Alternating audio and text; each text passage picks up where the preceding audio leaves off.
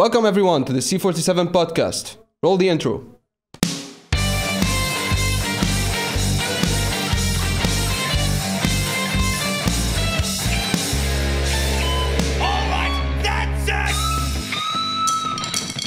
This has nothing to do with film reviews. First, I'm Geddy. I'm Anthony. Today, we'll be reviewing the new Nadine Labaki film, Capharnaüm. We're going to talk first about the film in general.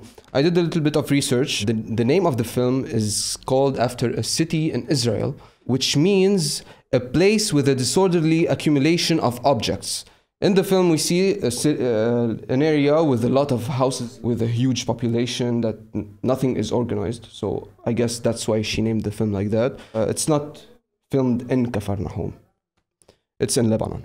First, I want to say, if you haven't watched the film, go watch it. Okay? We're not going to say if it's good or bad. Go watch it and then rewatch this episode. There are some minor spoilers. First half is going to be spoiler-free. The film talks in general about many topics. First, there's about prison inmates. There's the financial situation, about housemaids, about properties, about drugs, immigration, human trafficking, street beggars. There are lots of topics in this film. I'm going to start with what I liked about the film. First of all, I think she did, Nadine, a really good job compared to her previous films. I really disliked her previous films. I didn't like them at all. This one, I like it. Gonna be honest. I like the light comedy. I like that the film is true. Everything is real. Everything is we find in our society. There's nothing like made up or something that is difficult to find. We see those problems everywhere. The film is very emotional. It's gonna make you cry. It's gonna make you laugh, which is good, but to a certain point because it's too much. Right? It's like she's begging us to cry. It's emotional. We accept it, but it's too much. The acting is good. The kid, the parents, especially the kid, he's insane. He's really awesome. And also the film is well shot, right? Some people may get annoyed by the shakiness of the camera, but I don't care about this. Now, what I didn't like is the topics that's typical with Nadine's films. There are too many topics. Like, she talks about the financial situation. She talks about beggars. She talks about prison inmates. She talks, like, too many subjects. She tries as much as she can to show our society what it's like, but it's too much. Like, stick with one or two or three, but it's too much. That's what I think. And like I said, it's very emotional. It's too emotional. Like, it's good to be emotional, but not that much. Maybe some viewers, if they're not used to long films, some viewers may find it to be very boring, right? It's very long for some viewers. Maybe I personally didn't get annoyed, but it's very long for some viewers. I think that's it for now. Maybe while you're talking, maybe I'll remember some stuff. Go ahead. Probably. Let's go into it. Well, first of all, I need to give it to Nadine and her entire crew and her actors. It's a wonderfully shot film. Like, the entire thing is just wonderful. Now, I would agree that it felt too long, although it wasn't long at all. See, what she opted for was a documentary style of filming, which is based on the long shots, the sequence shots, just this utter realistic approach to everything. I do respect that, although I don't necessarily like it. I'm not comparing this film to her other films. It's different. It's different, but I do prefer her approach in her other films. I've watched Halla Lawain 3 times, and I've watched Caramel once. I really liked her approach with it. This film, however, I couldn't really associate with it because I'm not really a fan of this extremely realistic approach to fiction. Other than that, the way it was filmed, which relied too much on the shaky cam and on the realistic camera. Sometimes it got a bit too much, in my opinion, especially during the follow shots, during that very important shot, which ended in a not so good climax, in my opinion. Editing wise, like I said, it's long, and that's why people think that it's, I don't know, that it gets boring or that they can't really associate with it. Because, Did you get bored? I didn't get bored, honestly, but I just felt that it was too long. It's like taking butter and spreading it on a really large piece of bread. I agree. Like, butter is tasty, bread is tasty, and both together are tasty, but when you spread it along a long piece of bread, it's gonna start to lose its taste, in my opinion. Yep. Now, some people may like it, of course, good on them. Sound-wise, well recorded, very well recorded. The music is beautiful, although sometimes it could upstage the sound of it. I don't know if that's the problem with the sound system at the mall that we watched it in, or Very possible. it's possible. It's very possible that, but at the same time, the music shouldn't be that present during dialogue. The music was done by Khaled Mzannar, which is a great music composer. But like I said, sometimes it was too present, especially over the dialogue. Now, I think that she could say, yeah, the dialogue isn't that important, but what I say is, why would you put dialogue if the music's gonna be that huge? And the music does really drive your emotions, but sometimes it, along with the editing and the shots, the extreme close-ups, the very present music, and the very shaky editing, it's like, look at this, now cry.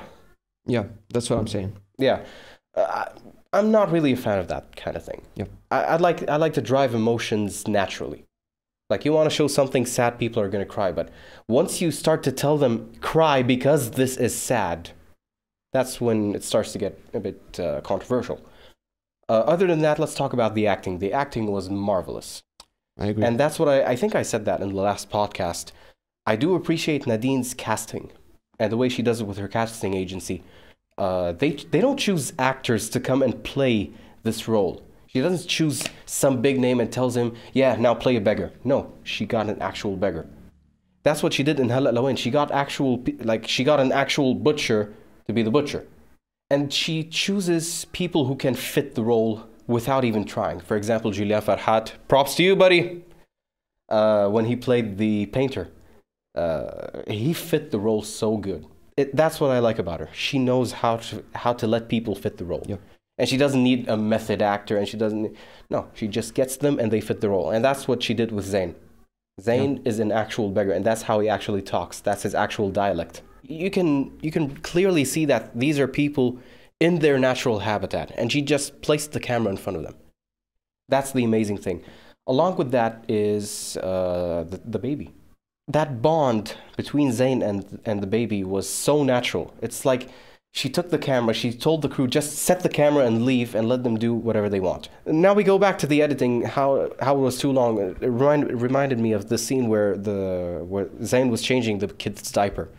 That was too long in a way because it's a start to finish action. If you're going classical Hollywood, you just show taking off the diaper, putting on the new one, leaving. Yep. No, she showed the whole thing. If it were just that, I would say yes, go for it, of course. But the whole film is based on this. Yep. And that's what didn't bother me, but at the same time, it was like pushing down my chest. Especially with the woman in the cinema. Oh, God. Mind you, I have misophonia. And there was this lady behind my left ear. Whenever anything happens, she would go... Even when nothing happens. and I would jolt up. I'm gonna punch It's gonna break the chair. I'm gonna punch you. Violence against women is bad. Respect women. Yeah. Spoiler time. The anticlimactic part I was talking about. Yep. When Zayn finds out that his sister passed away because she had complications while pregnant at 12, which is an actual problem. It's an actual problem, yes.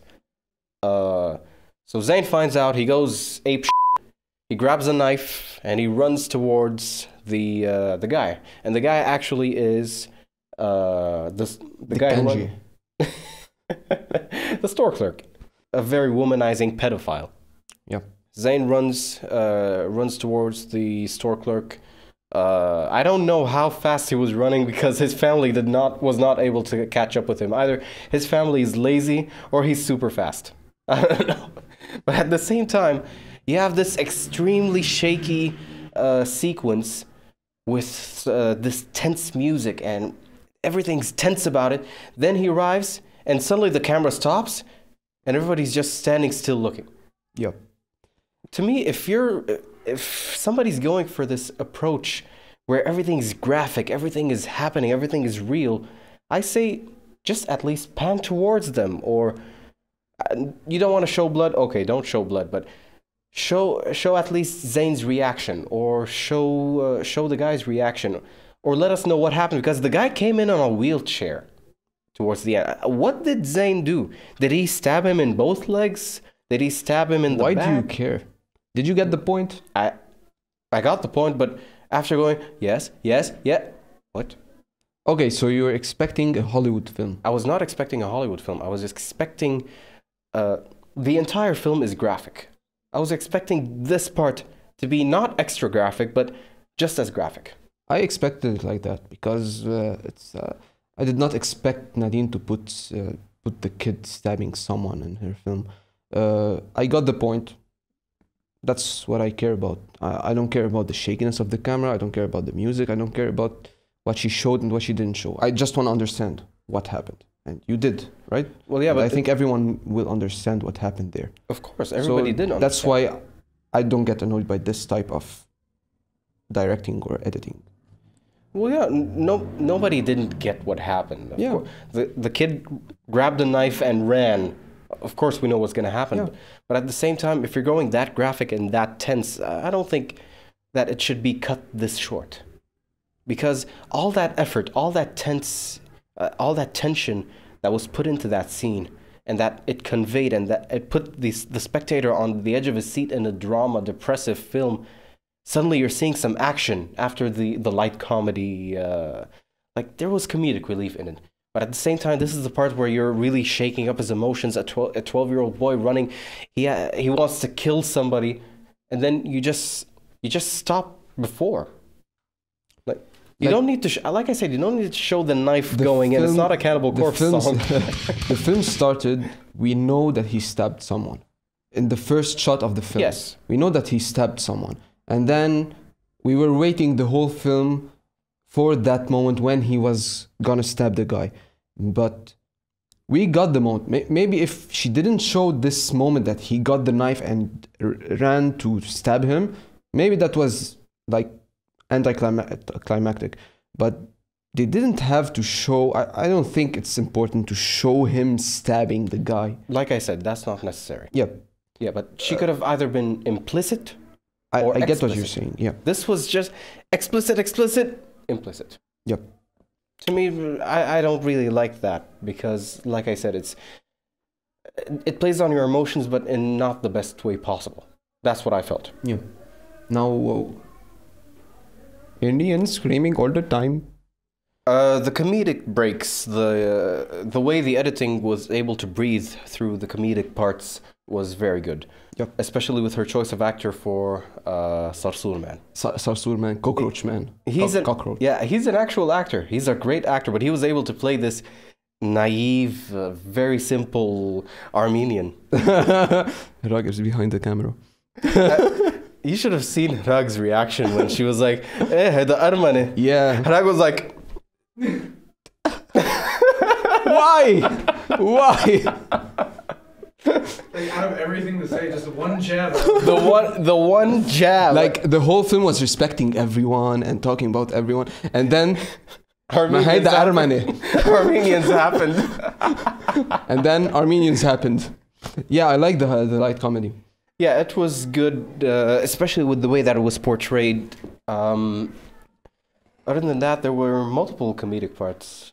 Yep, and it wasn't too much, like to like take over the drama of the film. It was like just necessary to let us breathe, to let us laugh a little bit, because I think some people would have committed suicide in the cinemas. Would have gotten Gillette razors. Self-harm is bad. Mental health is important. Go see a therapist. Although the way it was written was good, it's still a problem with the close-ups. Like, there's still extreme close-ups. The editing doesn't literally breathe with going from a close-up to a medium shot. That's how you need to let the editing breathe, especially that you're going with the big form. The big form, you're talking feature film. So you have to go for the wide shots, not because the wide shot is a beautiful shot. No, you have to let the editing breathe. You have to show the space that they're in. If it were a short film, yes. Yep. Yes. Yep. Documentary approach, neo-realist approach. Also, yes. I think this film would be a really good short film. It could be done. That's exactly what I thought after I came out of the. But she stuffed everything into one big film. And took which the butter, made it like and took the butter and spread it all over. This would have been a great 30-minute film. Yeah. In 30 minutes, you could have shown everything, and it would have been heartwarming. Yeah. But that's what I don't really like about feature films when they cover this kind of topic.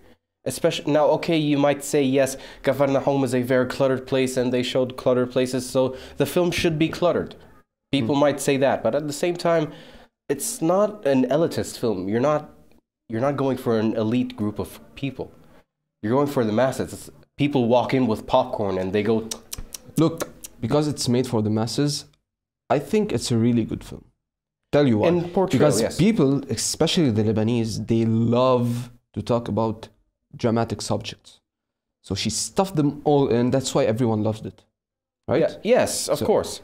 People need to like be less enthusiastic about such films, especially in the Nadine Labake. Like they talk about the film like a month before the release, and they're already saying that this film is awesome. Yes, and you should watch it. You're an upcoming director. I'm not. I'm a sound engineer. Chill a little bit. Yeah. Watch the film. Say your opinion without the opinion of the TV stations that you watch.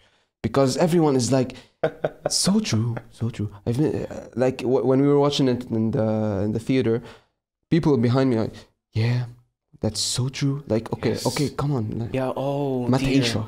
Yes. Oh, the poor. Exactly. No, just watch. Eat your popcorn and eat it away from my ear. And you don't have to love every Lebanese film that gets induced, that's a word. Injected. Shoved down our throats. In the Cannes Film Festival or in the Oscars. Good Lord, look, what the hell's happening? It's a good film. I'm not saying that it's a bad film. Whoa, listen. Oh, Indians. Cultural appropriation is bad. There's one thing that happened in the end of the film when we were watching the credits. We were watching the credits, and suddenly we looked around. There's no one, literally no one. We were the only ones in the room. Even the ushers watching left. The credits. It's the credits. So some people worked on this. Like people actually worked on this film. They got called in. The production agency called them. They brought them in. Some people got paid. Some people didn't get paid. Yeah, in general, I liked it. Mixed feelings. Do you want to give the score? I'd give it a... Over 10. 7. I'd give it a 7. 7 C-47s? 7 C-47s. I give it like... 7 is good for your criticism. Yeah, well, you got to think about it. 6 gets mediocre. Like, I was thinking about giving it 7, but my opinions were more positive. Still, why I would give it a 7? Because I give it 7.5. No, can we like break a C-47 in half? Okay. And I'm telling you, it's my favorite Nadine Labake film. I don't know about you. I still prefer Caramel and Halal Lawain, but still also mixed feelings about that. I think Caramel, I don't remember it that well, but... it's the one with the lesbians! Yeah. هلا لوين is like I'm bored of this subject, like Christian, Muslim. It's like the topic is very like Of cliche. course, it's a very cliche topic, but it's her approach that I liked. It's her approach with... It's Yeah. for the masses. This Exactly. one, the It's a new popular one, I don't think everyone will enjoy it that much because it's a little bit boring for the regular viewers. So, Although anything everybody else you liked want to it. add? Good on you, Nadine. Keep going. Yeah, I liked it. I like the film. Like, keep going. That's what I'm gonna say. I'm not gonna say that she changes anything, but keep going. That's it. I really like the film. If you've seen it, tell us what you think. Your feedback is really precious to us because we want to grow. We want to fix everything that's wrong. We want to keep doing everything that you like. So we want to hear your... What? We want a better background. Yeah, Yeah. yeah. Got new curtains. Say mabruk to Charbel. He's right behind the camera. Thank you for watching again. If you like us, subscribe. If you like the video, press like. If you didn't like it, press dislike. No. Yes, do. Because No. we want to know why. But Just tell type us, tell us why. Thank you for watching. Thank you, everybody, for watching. See you in the next episode. Roll the outro. Do we have an outro? I think it's the same as the Yeah. intro. Roll the outro. I'm a giraffe! I'm a giraffe.